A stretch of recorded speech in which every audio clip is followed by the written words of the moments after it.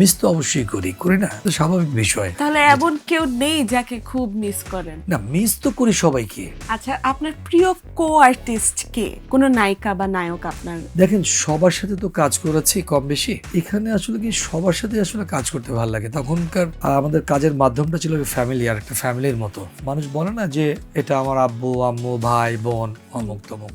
যে ফিল্ম ইন্ডাস্ট্রিটা এরকম ছিল যে আমাদের প্রত্যেকটা ছিল একটা পরিবারের মতো।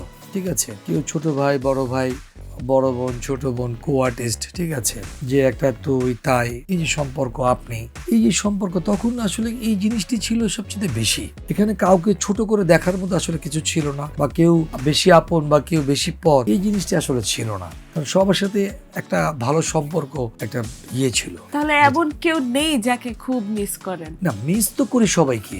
মিস কাকে করবো না? আপনি দেখেন, আপনি যেটাই যান না কেন, যারা আমাদের সাথে যারা কো আর্টিস্ট ছিল প্রত্যেকেই মিস করি। এখন তারা অনেকে হয়তো বা দূরে আছে, কেউ হয়তো বা এই পৃথিবী ছেড়ে চলে গেছে, ঠিক আছে, কেউ হয়তো বাংলাদেশে থাকে, কেউ হয়তো বাংলাদেশের বাইরে থাকে। মিস তো অবশ্যই করি না, তো স্বাভাবিক বিষয়।